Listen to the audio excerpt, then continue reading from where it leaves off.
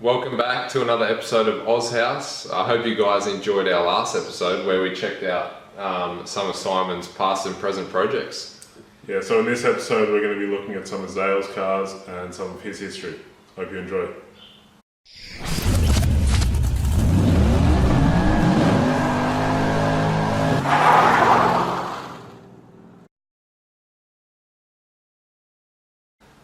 Alright, so my first car was actually a HQ one-tonner, which I had for my during my L's and then on my P's for a little bit. And then I went through a couple other cars. I had a Subaru Liberty, really good little sedan, 91 model. It got written off while I was at work, just in the car park.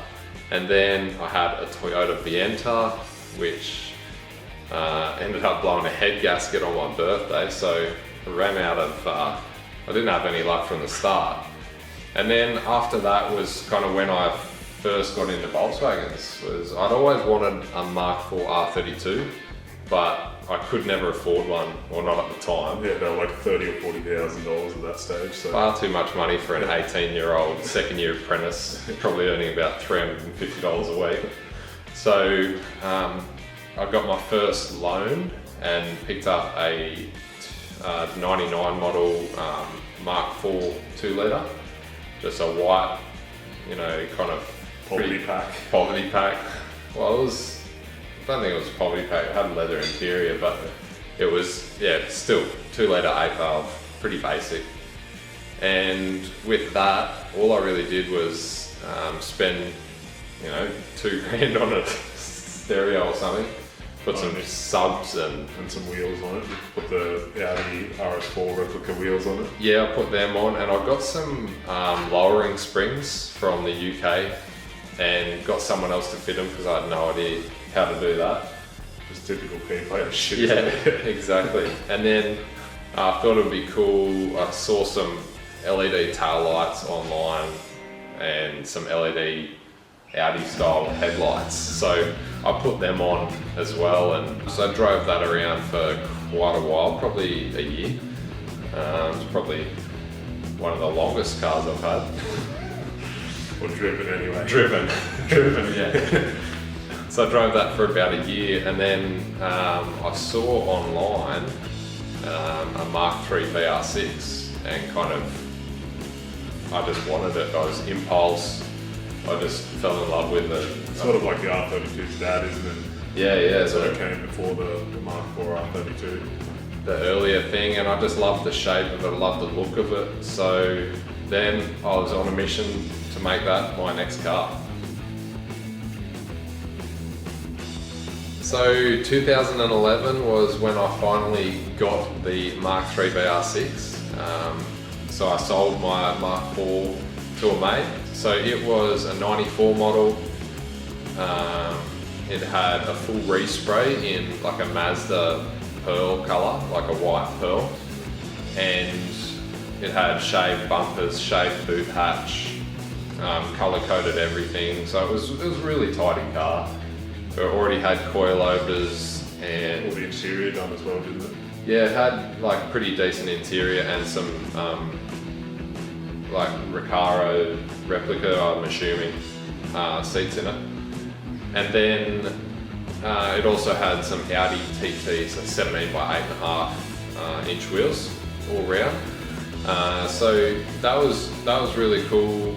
Just the way when I bought it, it looked really good. Like it had like Joey modded headlights, and yeah, everything on the front bar was shaved, so the indicators were right down in the lower grills. It was a really tidy car. Put a lot of work into it for sure. Yeah, definitely. So it was another pretty cool bit of gear that this Mark III had, and it was a shrink intake manifold. They're pretty rare. I think there's only half a dozen of them in Australia. So at the time, that was kind of one of the big selling points as well. It was really cool. Kind of just, I don't know, they sound really good, they look good, and there's not many of them, so they're pretty rare, pretty cool.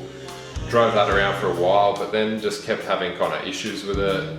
I had to replace heaps of stuff, spent loads on maintenance, and then it just kept drinking coolant, wasn't running right. So I made the call to either replace the head or like replace the head gasket or whatever. So I found a built head from another guy in Sydney. So he had cams, 268s, and I apparently bought and polished. So I bought that off this guy and took my car to Camden GTI, and then they swapped the head over, did chains and just a bunch of other stuff that needed to be done. Once I paid all of that off, because that cost me a fair bit of money, that's when I started doing a few little mods. I bought some Hella Magic blue tail lights for it, which worked really well on the white with the Euro number plates. And basically we just went to quite a few shows then. I woke up one Saturday or Sunday morning and went out front to my car, and it had somebody had thrown bricks through the rear window, front windscreen, the bonnet, the rear hatch. Everything was kind of toast. The roof was still good though, surprisingly. You'd think they'd go for the roof. Yeah, I know. So anyway, tips for next time. So that really sucked, and I just got the shits with it at that stage. I just didn't have any. I just kept pouring money into it, and then finally it just got vandalised out the front of the house. So at that stage, I kind of I didn't really know what to do, and I knew that I couldn't sell it as it was. So I toyed up parting it out. So I think I advertised it for sale, or parts of it for sale, and I ended up selling the engine and to a guy in Queensland, and then I sold the Shriek to a guy in New Zealand. So then New Zealand. So then that was kind of the first weekend.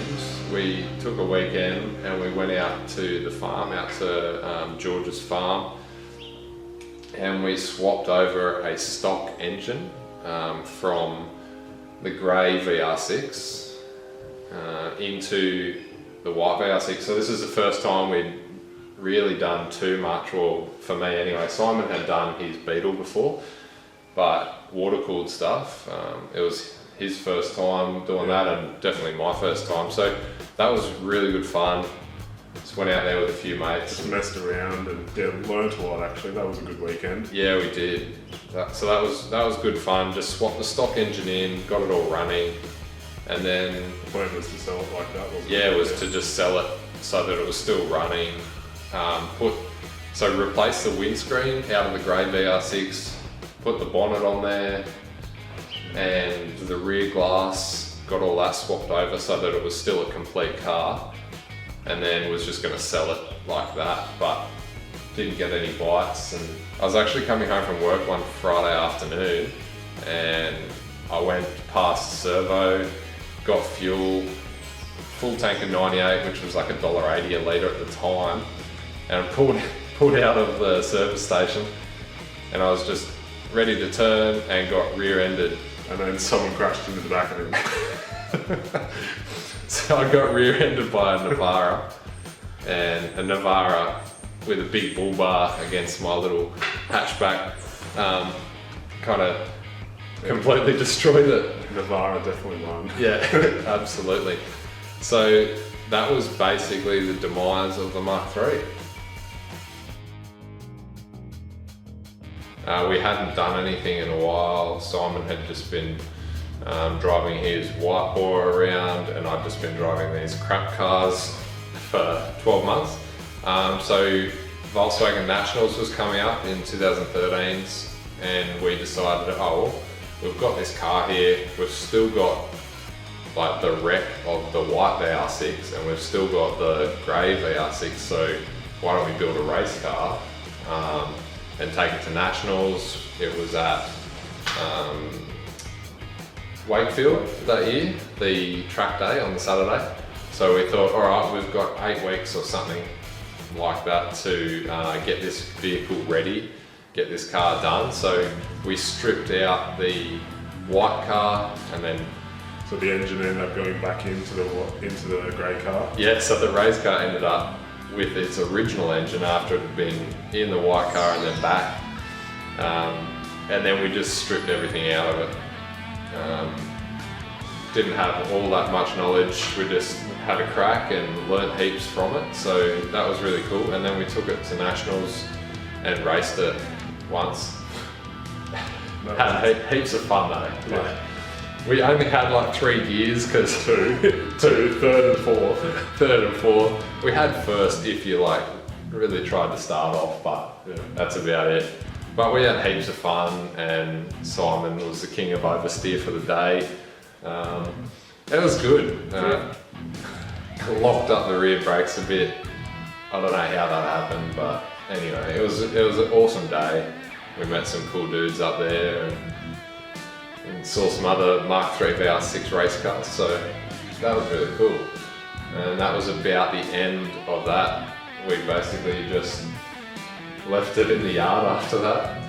And that's where it sat until, you saw it in the Mark II videos when we stripped it. Alright, so after we finished up with the race car, I was just dailying a BF XR6U, 2007 model. Never had anything wrong with it, just went all day, every day. So that was really good. And then I finally picked up another car to work on, and now it was a Mark III Vento. So we didn't get many of them in Australia, and Like everything else. yeah, exactly. You get shit all. Exactly. We don't get all that much cool stuff over here. But I picked up a white Vento, which was really cool. Except it was missing probably the main Vento component, being the front end, because everyone obviously gets the Ventos and puts the front end on their Golf. Picked it up, brought it back to Wagga, and then that was kind of hooked right into it. Started detailing it. The paint looked terrible. It just looked like someone had put pepper all through the wet paint, and there was leaves just jammed in every nook and cranny you can think of. But just started giving it a really good detail, polished it, clay bar, just the whole lot, and it took a couple of weeks, but it actually started to come up really good. And then it was basically starting to source parts. So I found a Vento front in South Australia for sale, so I bought that. And once that got over here, it obviously wasn't painted, so I needed to paint the bonnet and I needed to paint the grille. And there was a few bits on the car that were pretty ordinary. There was some rust in the roof, around the aerial, and the rear bumper was all the paint was cracked on it. So once I'd got all that, yeah, started prepping that, sent it off to get painted, and then I actually bought a Phase 1 grill from the UK. I've got a mate that's over there to ship it over for us, so that was really cool. The Phase 1 grills are awesome and so rare, so I paid way too much money for that, but that's just what it is these days.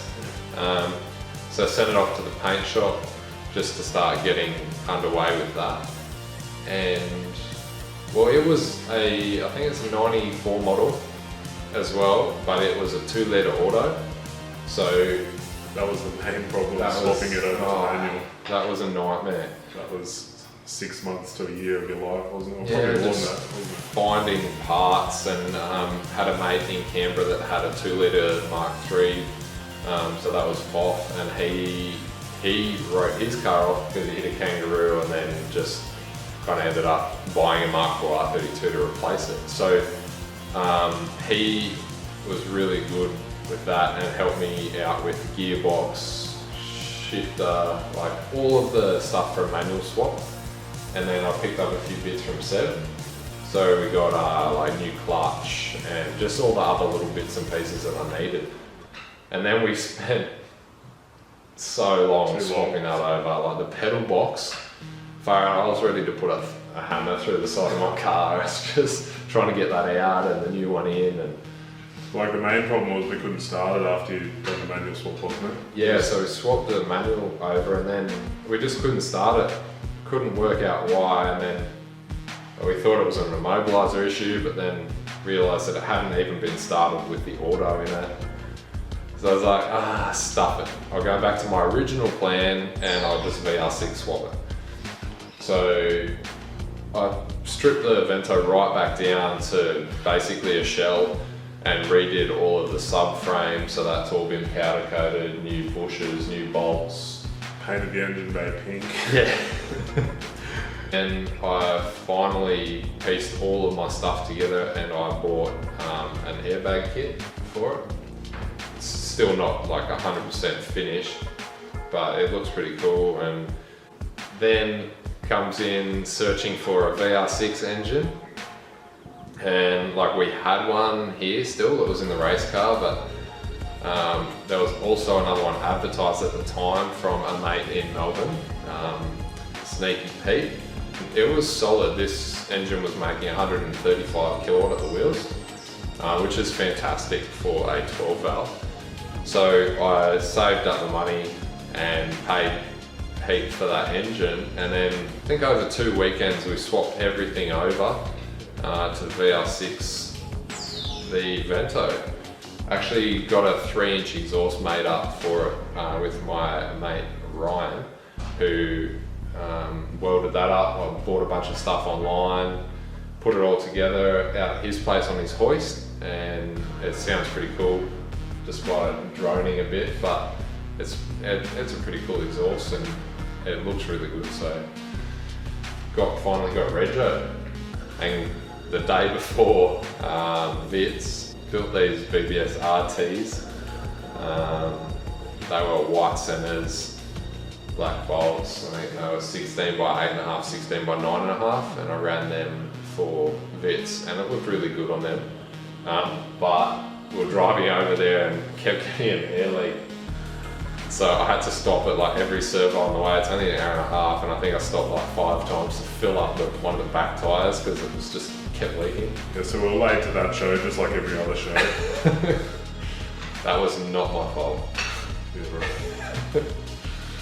And that's about it with the Vento.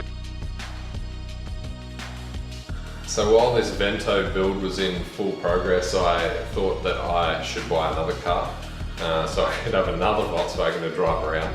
So I impulse bought a 2003 Volkswagen Bora. Yeah, so in the last episode, you would have seen I mentioned there was a turbo Bora in Adelaide. So that had recently come up for a bargain for sale.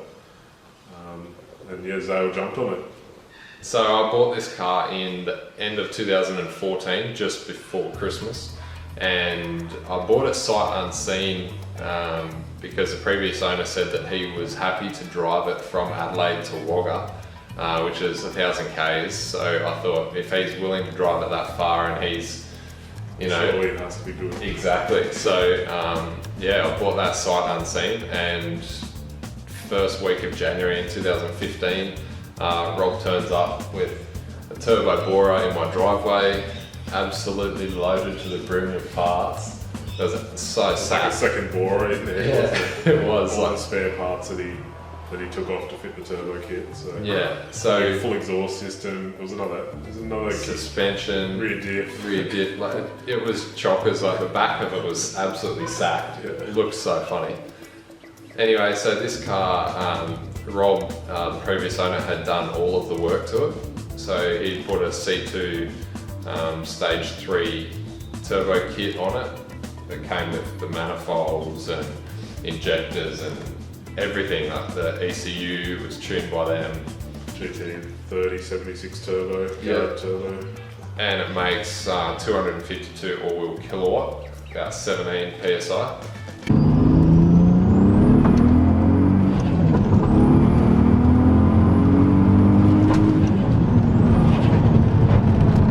So I kept the Bora a secret until Vits, so that was probably 3 months of keeping it a secret, and I was still driving it around a bit, and that was pretty fun. Went to Vits, had it on the BBS RCs, also had it on the BBS RCs at GAD.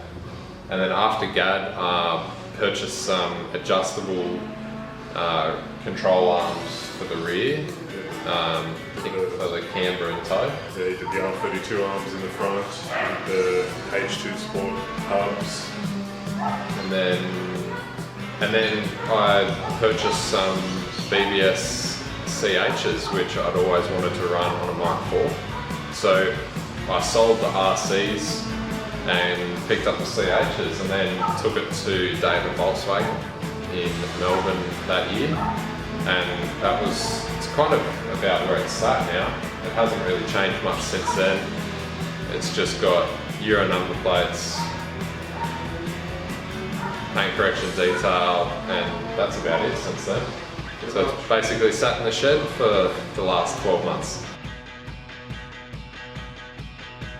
So I started a new job last year, which meant that I was doing about 1,200 kilometres a week, and I needed something a bit more fuel efficient than the thirsty XR6U.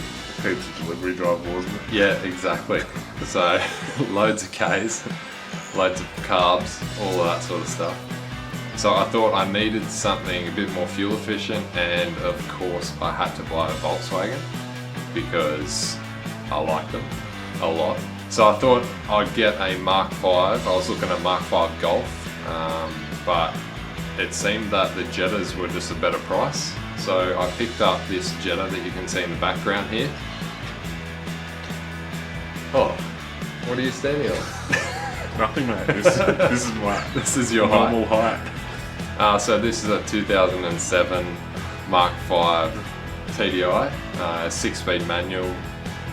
Just pretty basic, but it's a great car. So I thought I'd buy this car and I'd keep it stock, along with all my other cars, but that never happened. So about a week after I bought it, I bought some coilovers, and I already had these wheels, so I just put them on, and it's basically stayed like that ever since. But it's been a great car, really reliable, and yeah, it does about 1,200 Ks a week, so it's good. Can't complain about that. No, not at all. The Jetta came to a couple of shows, and both of those times I had some Porsche wheels on it, the lobster claws that I borrowed off a mate. So it looked really good on them, and fitment was pretty good for a static car. Yeah. So you would have seen that in little snippets of that in our Nationals video. So yeah, no, it's a great car. I've really enjoyed owning the third generation of Jetta for me, and it's just really good, really reliable, great car. You've had 3, 4 and 5 now, haven't you? Yeah, all three. The Jettas, yeah. So that's pretty cool. Pretty cool to own all them. But I think it's probably time to move on from the Jetta now. Well, there you have it, guys. There's the end of this episode. Thanks for watching, and I hope that you've enjoyed learning a bit about all the cars that I've had, and now you guys have a bit of a better understanding of what we've got going on at the moment. Yeah, thanks for watching that, guys. There wasn't as many trophies, obviously, in this one as there was in mine. I've won 2. Well, I just didn't mention them because I'm not a dick. Well, 2 is less than 3, I think. It is. Yeah, anyway, thanks for watching, guys.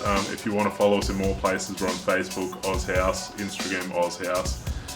Make sure you like and subscribe on our YouTube channel. Anyway, we'll see you next time. See you later.